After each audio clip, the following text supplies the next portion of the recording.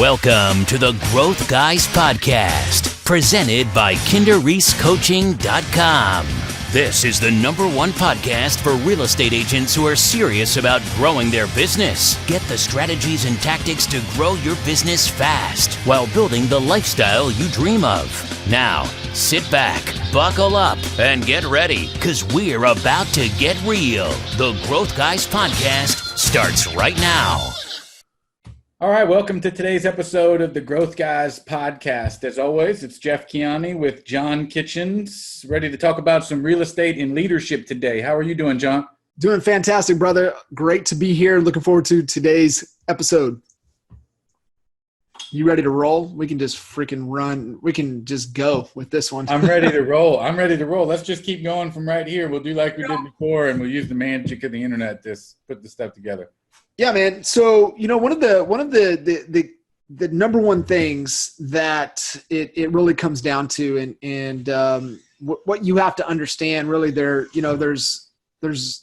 no business problems. They're all leadership problems. Now we can talk, model configuration. We can say, you might be in the wrong model. That's not going to support you to help you accomplish what it is you're trying to accomplish. But at the end of the day, there are no business problems. There are only leadership problems. And, a couple of the questions that are really, really critical for us to ask ourselves are, one, are we dissatisfied with our results? Right. Another is, do we know that, those results could be better? Another is, are we uncertain what the problem is? And if the answer is actually yes to any of those, then, we are the problem. And that's where we have to start. And so, you go back and you think through things, and it's like, what happens when a company gets in trouble, right? What happens when a team gets in trouble, right? What happens when a team can't win or break through or do certain things? We know what happens. We know what happens to the head coach. So it's really where things land. And so when we look at it from a leadership perspective, before we can even think about leading others, we have to be able to lead ourselves first. Yeah, 100%. And leadership, it's been, when you talk about really what it is, and I think this, going to your point, really leadership, and Tony Robbins has described it this way before, and it's really the ability to influence. 100%. You got to be the ability to influence others.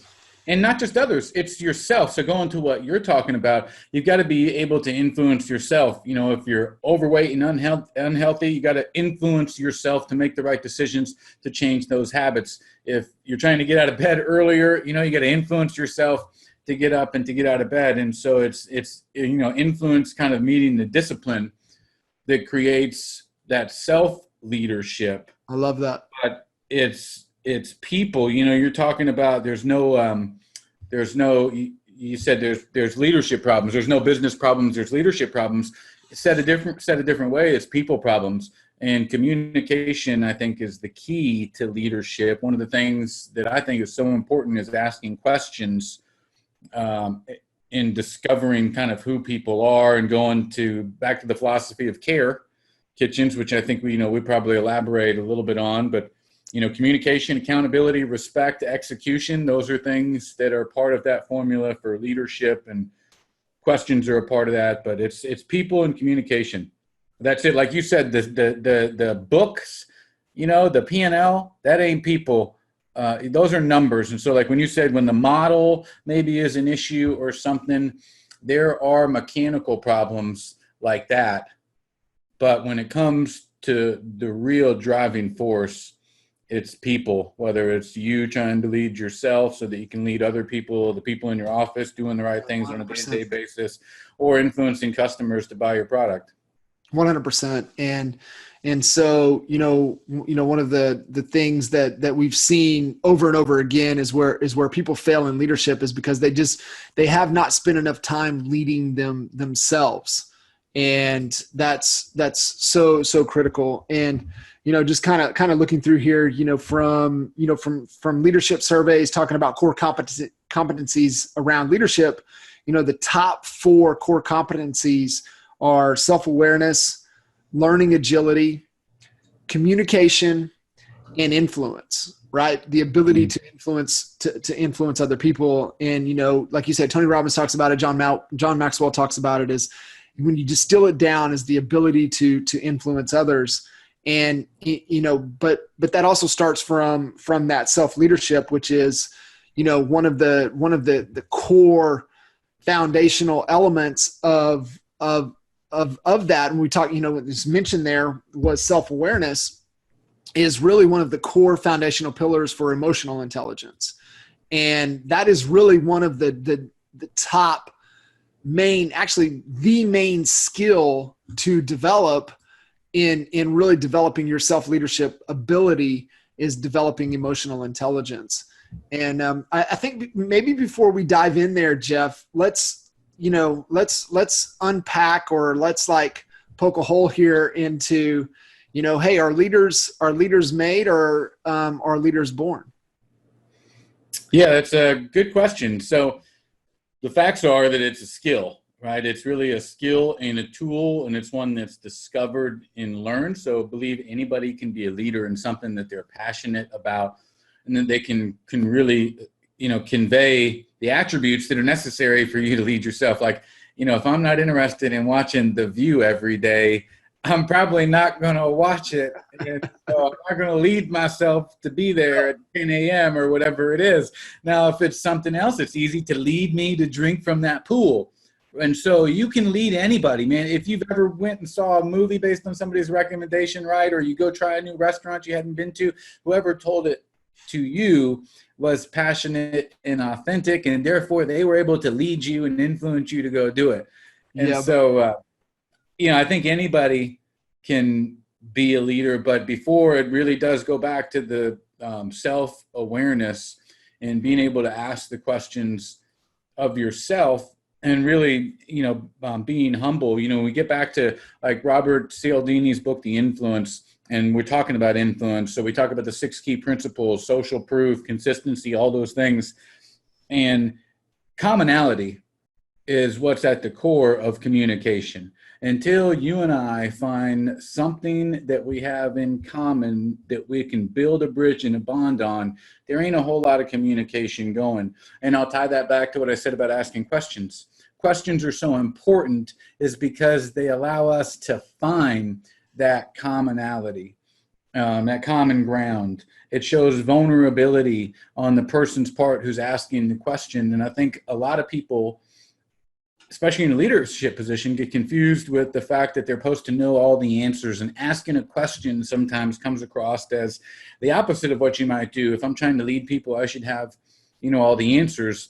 And in reality, it's the exact opposite. By asking questions of your team, or how you could be wrong, what's a way in which I could be wrong with the way I'm thinking, allows you to have new discoveries and find something new. And there's a great quote that I think it was Peter Drucker who said it, but it's better to be found misinformed than to be proven uninformed. So I'll ask the question, and if I'm wrong or I don't know and you can help me find the answer, much better that route than to be a dumbass and not know. Right.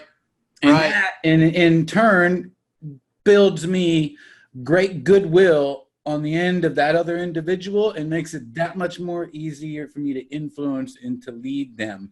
But it was only when I got cool with myself saying, maybe I'm wrong, what do you think? It's only at that point, when I get cool with myself being wrong, that you can really, I think, be the best leader, or be on the road, right, to the best leader that you can be. That's a great point. And, it's really focused on the outcome, right? It's more so about getting to right than being right. Outcome over ego. And it's being open to all the possibilities, abundance mindset. You're just trying to uncover the truth and like I said, get to right, versus retract it and scarcity mindset and really holding on to being right than getting to right. Outcome over ego. And I think that is so important when it comes to that self-leadership discovery. And we talked a little bit about the big thing of one of the main skills that you can develop within yourself is definitely the emotional intelligence piece. And really coming to grips with those 5 foundational pillars within emotional intelligence, self-awareness, self-regulation, motivation, your social skills, and then empathy. And it's so key to focus on those, develop those to become the best person, the best human that you possibly can. And then, really from that point, Jeff, is that, being honest with yourself, living in alignment to who you are, living in alignment to your values, and embracing that extreme ownership, that 100-0 philosophy, and really always pointing the finger back at you instead of pointing the finger at anybody else. Those are some of the key skills and attributes that have to be developed if we want to become the best leader that we possibly can. Yeah. So what I wrote down here is you can't hold all the marbles and lead everybody. Like something we get it's my stuff. And if it's my thought and I'm wrong, if it's my idea and I'm wrong, I don't care. I'm gonna hold all my marbles, but I can't do this and then reach out a hand to help somebody else. Like I got to let go of your stuff and invite everybody else stuff. That's really the leader is the burden is I got to carry everybody else's marbles. You know what I'm saying? That's the burden. But it's a good burden to have, and just think about the variety and different marbles I get to choose from if that's the case. Yeah, so, I love that. Definitely. I want to give some people too in Kitchens. I know throughout your coaching calls, you end up in a situation where you're probably asking a lot of the same questions I'm going to reference right here, or you're telling maybe some of our clients to ask these questions when communicating with their team or trying to determine how well they're leading. And so let's give everybody some questions. I know there's a few that I have highlighted here that you can ask yourself in relation to how well you might be leading your team. So some of those are, am I adding value to my team and being really honest, giving the naked truth, the naked answers to these questions? And are you adding value to your team? If you're giving 50% today, you can't give 150% tomorrow. You can never give more than 100%. Make sure that you're giving 100% every day. Is that what you're doing? Are you focusing time on your strengths? These are all questions that, when asking yourself, can help maybe give you some clarity on how effective you are as a leader in your team. Kitchens, what are some other things that you would suggest somebody do to hone in on how effective they are right now as a leader? Yeah, how are you showing up each and every day as a leader? You're always on stage, and even I love to give the comparison to being a parent, right? It's the same. If you have kiddos, you're a leader, and so if you've got anybody in your employment that's on your team that you're really they're complimenting you to accomplish something bigger. You're in that leadership capacity. How are you showing up every day? How are you leading by example? There's a great Oliver Goldsmith quote that says, you can preach a better sermon with your life than with your lips. So it's really profound, really critical, really to grasp.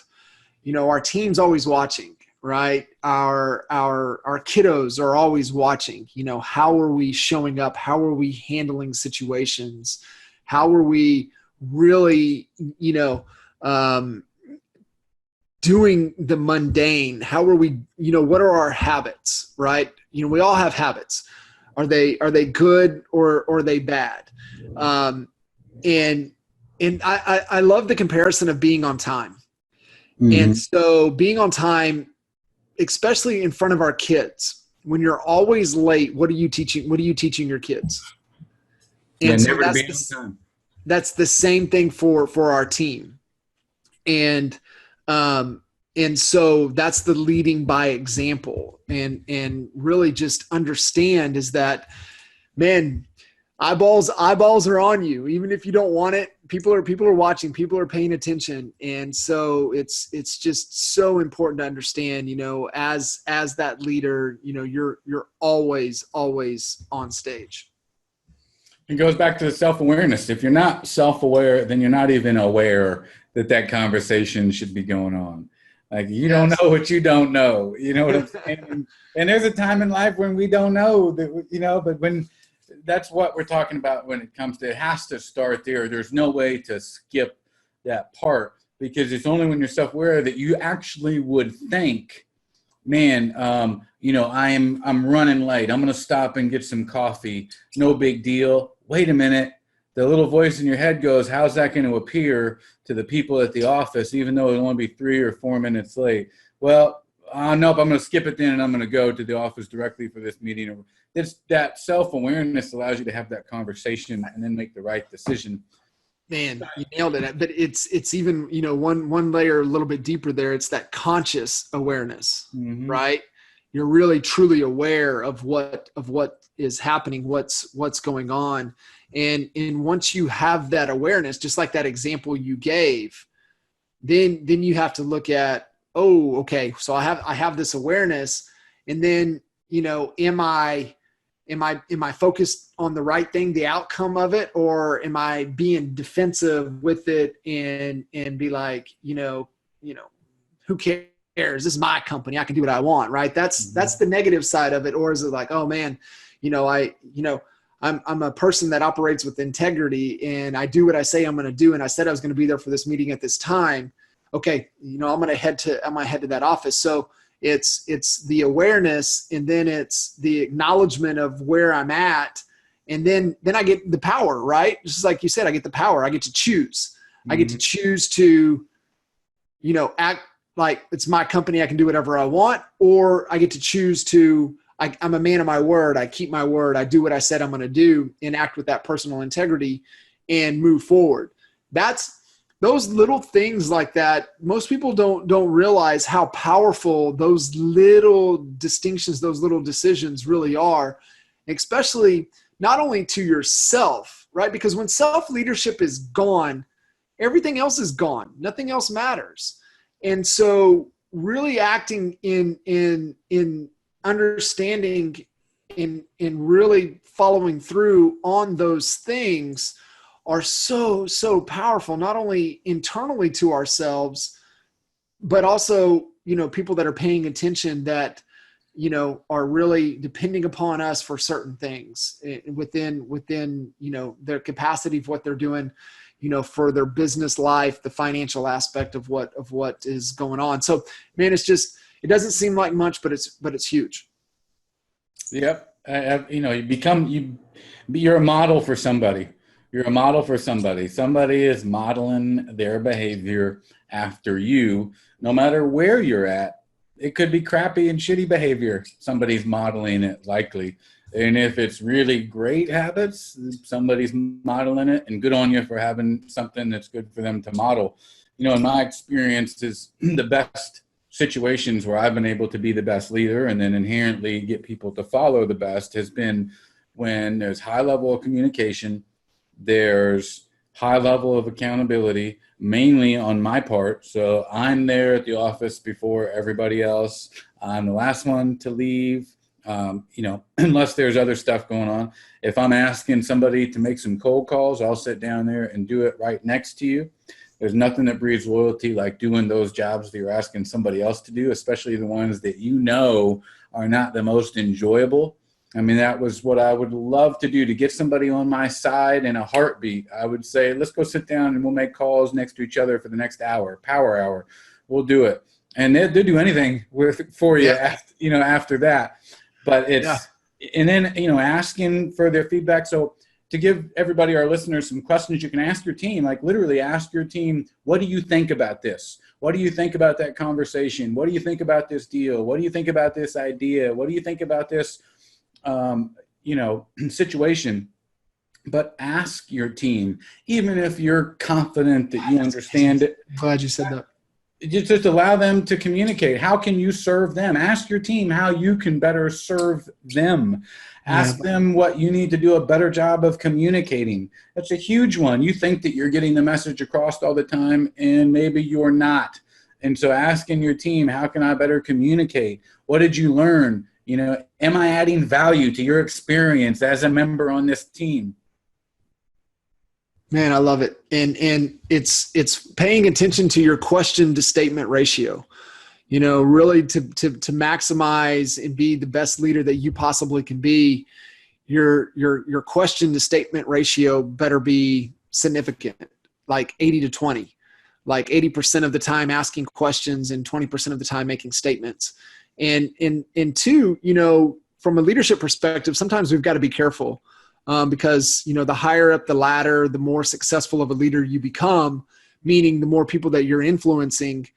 Sometimes our statements will be taken as, or I should, we got to be careful, right? Just because we're talking out loud and we're not positioning what we're thinking or what we're saying in the form of a question, sometimes will be taken as fact and people will run off in the wrong direction when we're really asking questions. We're trying to gain some insight and some clarity, and people will be mistaking it as a statement of fact. And so you have to really early on, as soon as you can.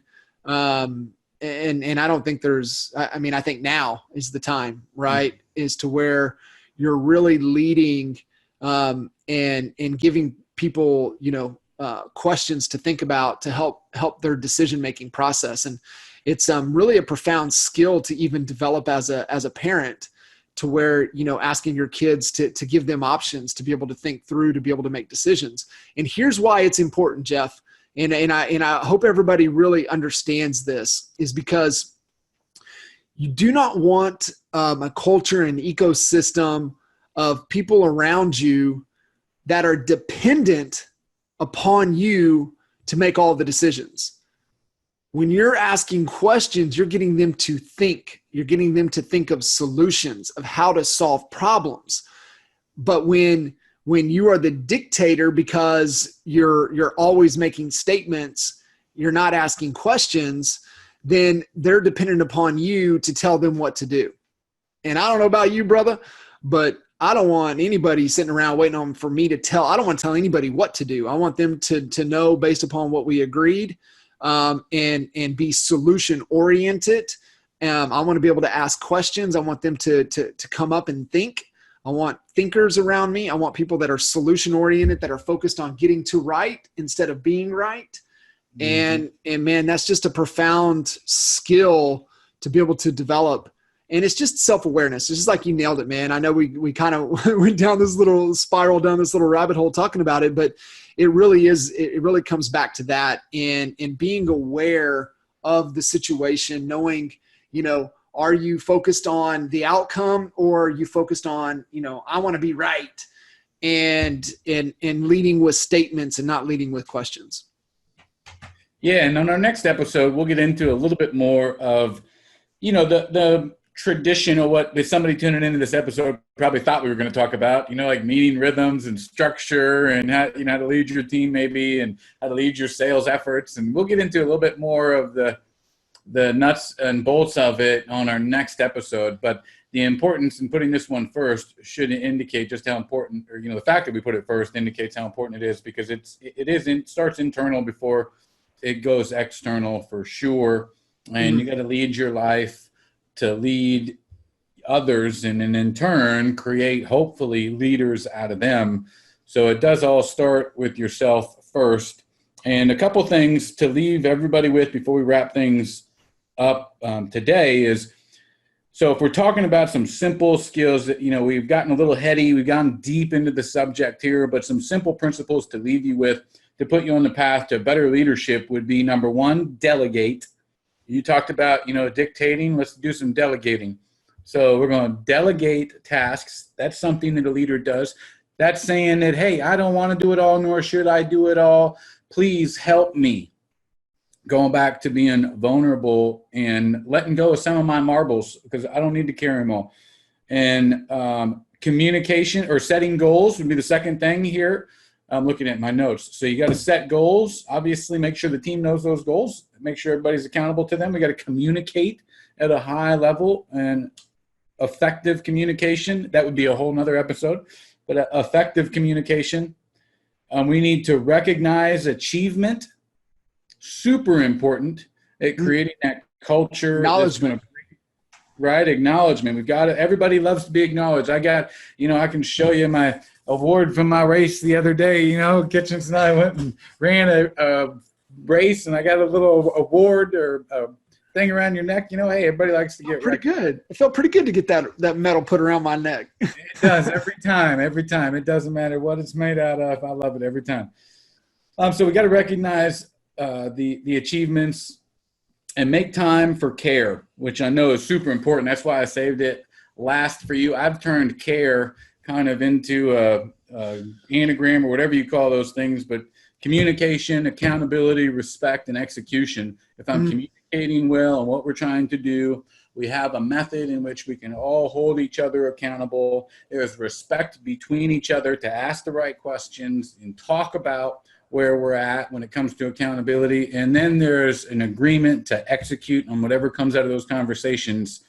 You have the dynamic to build a really strong relationship and a really strong team. And it shows that you care about more than just the bottom line.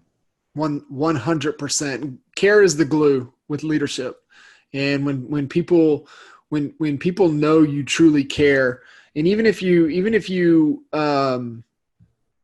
slip up a little bit on some of the self-leadership things, but people know that you're making a conscious effort. I think that's the thing, is conscious. You're making a conscious effort to be better each and every day, and you're really committed to those things. You're going to trip up a little bit self-leadership wise. You're going to slip up a little bit, emotional intelligence wise. There's going to be sometimes you slip below the line and you get a little bit trying to prove your point.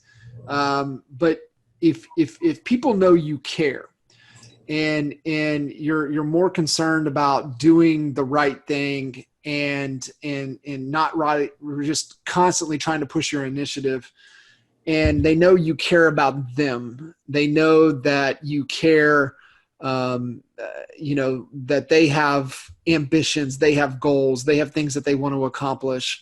They know that you care about their family, their significant other, and they know you care about their accomplishments, right? They give you the high five for completing the 15K trail run that was brutal on your ankles that you felt for the next 12 days. That's glue, man. That's the glue when it comes to leadership. And, hopefully, people listening to this, if, take anything away, just care, just make sure your people know that you care about them and what it is that they're wanting to accomplish. Well said. And I'm excited to announce here at the end of today's episode, we've got a new webinar that we'd love for everybody to take a look at and watch if you're interested in growing your business. What we've really designed this webinar around is how to take your real estate business and build it to 7 figures in 3 years or less. And we've broken down the process. And if you're interested in learning more about how to do that, go to kinderreescoaching.com and watch that. And until our next episode, we're going to sign off today. It was great as always, Kitchens. Yes, sir, man. Appreciate it. Good stuff as always. Thanks, Jeff. To find out how to build a 7-figure real estate business in 3 years or less, go to kinderreescoaching.com.